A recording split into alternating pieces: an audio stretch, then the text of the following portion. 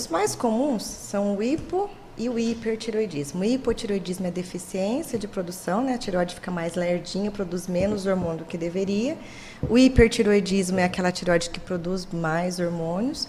E existem os nódulos da tireoide, né? Existem algumas inflamações da tireoide, que são as tireoidites, são coisas mais específicas, que nem sempre você vai ter uma deficiência hormonal que seja definitiva, mas basicamente a tireoide em si é mais a questão do hiperfuncionamento ou do hipofuncionamento dela e os nódulos de tireoide. Uhum. E quais são os primeiros sinais que a pessoa sente ou ela não dá sintomas? Você pode simplesmente não ter sintoma nenhum, como você pode sentir um monte de coisa. Falando no hipotireoidismo, que é quando a gente tem a produção de hormônio está deficitária.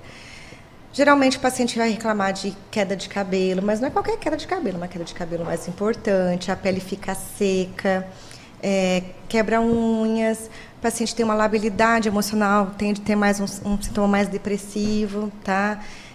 Pode ter uma sensação, às vezes, de inchaço de algumas articulações, principalmente pernas. Uhum. Pode ter um ganho discreto de peso, coisa de 2, 3, 4 quilos, não é nada absurdo, isso no hipotireoidismo, né? A pessoa pode, quando está bem descompensada, fica aquela fala, a gente fala que fica aquela fala lenta, a gente vai conversar com o paciente, parece que o paciente, você vê que ele é mais lento, a língua fica grossa, parece que a pessoa, até no jeito de falar, parece que botou um ovo na boca, fica falando. Pode cair canto de sobrancelha, também às vezes é um sinal que a pessoa começa a perceber, doutora, minha sobrancelha está caindo, né? É outro sinal, irregularidade menstrual.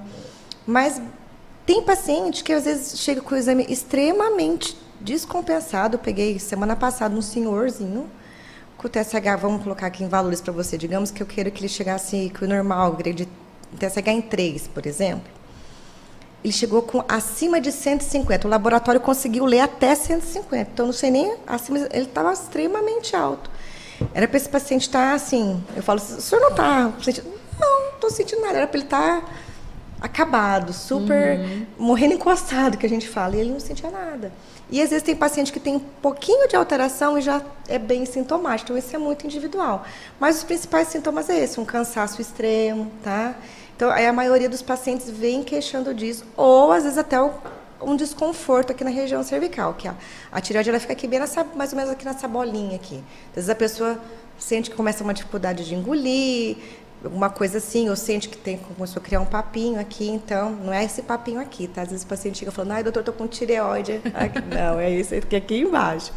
Então, às vezes tem essas nuances assim, de paciente para paciente. Já o hipertireoidismo ele já é assim, os sintomas já são bem mais evidentes. É muito difícil a pessoa ter um hipertireoidismo e não estar sentindo nada. O paciente começa a ter tremedeira, do nada, começa a tremer demais, a frequência cardíaca aumenta muito, começa a ter uma irritabilidade. Sabe aquela pessoa que se você pensa que não tem parada, a pessoa fica hiperativa, insônia. É tudo o contrário do hipo, tá? Enquanto o hipo tem muito sono, você começa a ter uma alteração de sono importante. E esse sim começa a ter uma perda de peso importante. Doutora, eu não estou fazendo dieta, não estou fazendo nada, eu perdi 10 quilos em 30, 40 dias. É uma perda de peso importante. O olho fica arregalado, entendeu? Então, assim, começa a ter muita diarreia. São sintomas mais assim, evidentes, assim, o paciente geralmente sente mais. Tanto que, assim, às vezes, muitos dos pacientes que a gente recebe com hipertireoidismo começou com uma taquicardia muito importante, procurou o cardio por conta dessa taquicardia, achando que é algum problema, né? Cardiológico, uma arritmia só, e daí o cardiologista sempre pede um dos exames que ele pede sempre é o TSH e vê que, na verdade, é o hipertireoidismo.